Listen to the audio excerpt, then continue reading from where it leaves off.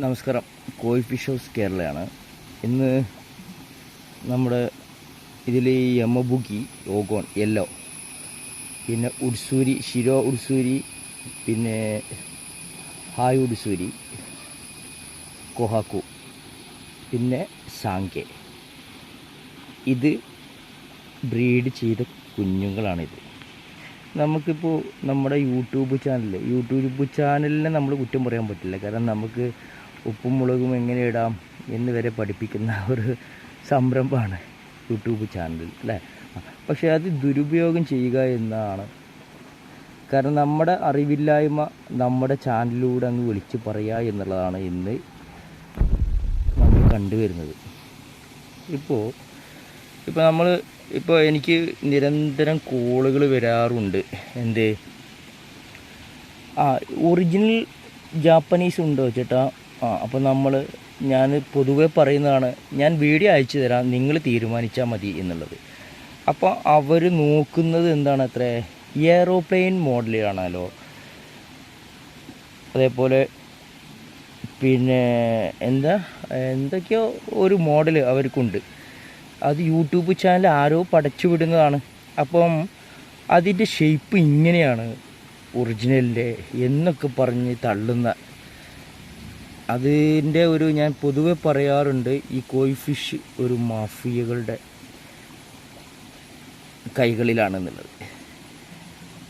കാരണം കണ്ടില്ലേ, ഇതിൻ്റെ ആ കുഞ്ഞുങ്ങളുടെ ഒരു യെല്ലോ, അതാണ് ഉഡ്സൂരി.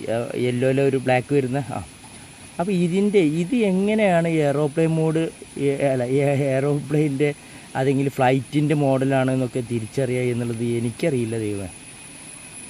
അപ്പോൾ അത് എൻ്റെ അറിവില്ലായ്മയാണ് എന്ന് കരുതിക്കോളൂ കേട്ടോ. ഇതിനെ വിമർശിക്കുന്ന ആളുകളുണ്ട് എന്നുണ്ടെങ്കിൽ, കാരണം എല്ലാവരും അവരവരുടെ ചാനലിൽ അവരെന്താണോ അവരുടെ വിവരമാണല്ലോ വലുത് എന്ന് കരുതുന്ന കുറേ ടീമുണ്ട്. ഈ കോയി ഫിഷുമായി ബന്ധപ്പെട്ടിട്ടുള്ള വിഷയത്തിൽ പറയുകയാണ് ഞാൻ കേട്ടോ.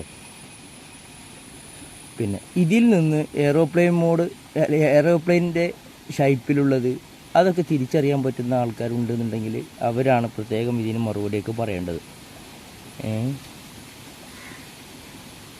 അപ്പോൾ ഇതിൽ കാണുന്നത്, ഇതിൽ നിന്ന് അതായത് അതിപ്പോൾ ഇതുവരെ പറഞ്ഞത് ഓരോ യൂട്യൂബ് ചാനൽ. പണ്ടൊക്കെ ഞാൻ പറയാറുണ്ട്, പണ്ടൊക്കെ ഒരൊറ്റ ചാനൽ നമുക്കുണ്ടായിരുന്നുള്ളൂ, ദൂരദർശൻ, അല്ലേ?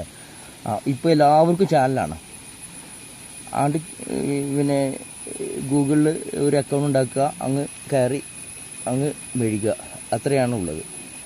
ഇതിൽ നിന്ന് ഇതുവരെ പറഞ്ഞത് ഞാൻ അങ്ങനെയാണ്. ഇപ്പോൾ ഞാൻ പറയാൻ പോകുന്നതിൻ്റെ സത്യാവസ്ഥയാണ്. ഇതിൽ നിന്ന് ഒരു 4 ഇഞ്ച് 5 ഇഞ്ച് ഈ ജപ്പാനുള്ള ബ്രീഡേഴ്സൊന്നും അത്രയൊന്നും നിൽക്കില്ല. അതിൻ്റെ ഒരു ലിങ്ക് ഞാൻ നേരത്തെ ഇട്ടിട്ടുണ്ട് ഡിസ്ക്രിപ്ഷൻ ബോക്സിൽ. ഇതിൽ വേണമെന്നുണ്ടെങ്കിൽ ഞാൻ അതിൽ കമൻ്റായിട്ട് അതിൻ്റെ ലിങ്ക് അയച്ചു തരാം. അവിടെയും ഇതുപോലെ തന്നെയാണ് നടക്കുന്നത്.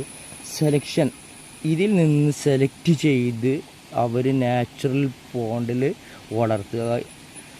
2, 3, 4 വർഷമൊക്കെ കഴിഞ്ഞതിനെ ആണ് നമുക്ക് നീലപാത്രങ്ങളിലൊക്കെ അല്ലെങ്കിൽ അവരുടെ ഫാമുകളിലൊക്കെ വീഡിയോ കിട്ടുന്നത്.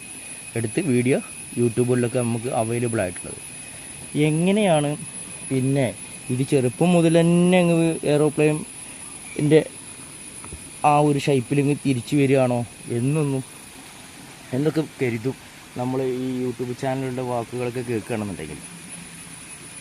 ശരിക്കും ഇതിൽ നിന്ന് സെലക്ഷൻ ചെയ്ത് ആ രീതിയിൽ ഷേപ്പ് അത് ഓരോന്നിനും ഇപ്പോൾ നമുക്കും തന്നെ, ഇപ്പോൾ ഉദാഹരണം വലിയ ഫിഷിൻ്റെ 5, 6, 8 വർഷമൊക്കെ ഉള്ളതിൻ്റെ വീഡിയോ എടുത്തിട്ട് ഇതിൻ്റെ കുഞ്ഞുങ്ങളുണ്ടോ ചേട്ടാ എന്ന് ചോദിക്കുന്ന കുറേ പേരുണ്ട്.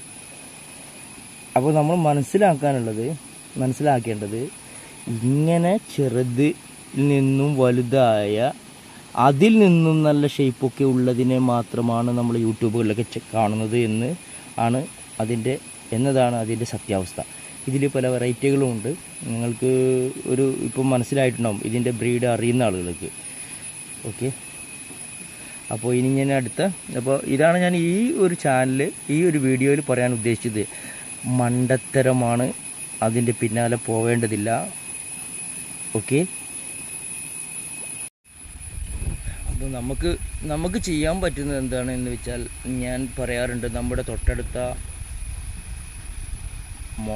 അക്വേറിയം ഷോപ്പിൽ നിന്ന് വരെ നമുക്ക് നിങ്ങൾ ഉദ്ദേശിക്കുന്ന ഫിഷിനെ സെലക്ട് ചെയ്തെടുക്കാൻ പറ്റും. നമ്മൾ ഫിഷിനെ വാങ്ങുമ്പോൾ നമ്മൾ ഇപ്പോൾ ഉദാഹരണം ഒരു 200 രൂപയാണ് ഒരു 4 to 5 ഇഞ്ച് എന്ന് ആരെങ്കിലും പറയുകയാണെങ്കിൽ, ഈ കച്ചവടക്കാർ ആർക്ക് പറയുകയാണെങ്കിൽ നമ്മൾ ചോദിക്കൽ എന്താണ്, ഒരു 10 എണ്ണമൊക്കെ എടുത്താൽ ചേട്ടാ ഹോൾസെയിൽ റേറ്റിൽ നിന്ന് തരുമോ എന്ന് ചോദിക്കും. അപ്പോൾ പറയും, കച്ചവടക്കാരൻ പറയും അത് ഇങ്ങനെ 25 എടുത്താൽ 50 രൂപ, അല്ല 100 എടുത്താണെങ്കിൽ മിനിമം 100, അപ്പം എത്രയാണ് 20 രൂപ. എന്നിട്ട് അവർ കുറച്ച് സാധനം ഇങ്ങ് തട്ടും. അത് നമ്മൾ ഞാൻ ജപ്പാനീസ് കോയിനെ വാങ്ങി എന്നൊക്കെ പറഞ്ഞ് അതിൻ്റെ എന്താണ് അൺബോക്സിങ് ആണ് നടക്കുന്നത് എന്നൊക്കെ പറഞ്ഞ് ഞാൻ അങ്ങ് ചാനലിൽ അങ്ങ് കസർത്തും. മനസ്സിലായല്ലോ? ശരിക്ക് അങ്ങനെ കോയി ഫിഷിനെ വാങ്ങരുത്. നിങ്ങളൊരു 10 എണ്ണം വാങ്ങുകയാണെന്നുണ്ടെങ്കിലും സെലക്ഷൻ ചെയ്തിട്ട് നമുക്ക് ഇഷ്ടമുള്ള സാധനം വാങ്ങുക എന്നതാണ് നമ്മൾ കോയി ഫിഷിനെ വാങ്ങുമ്പോൾ ചെയ്യേണ്ട കാര്യം. അങ്ങനെയാണ് ശരിക്കും കോയി ഫിഷിനെ വാങ്ങേണ്ടത്. Okay, thanks.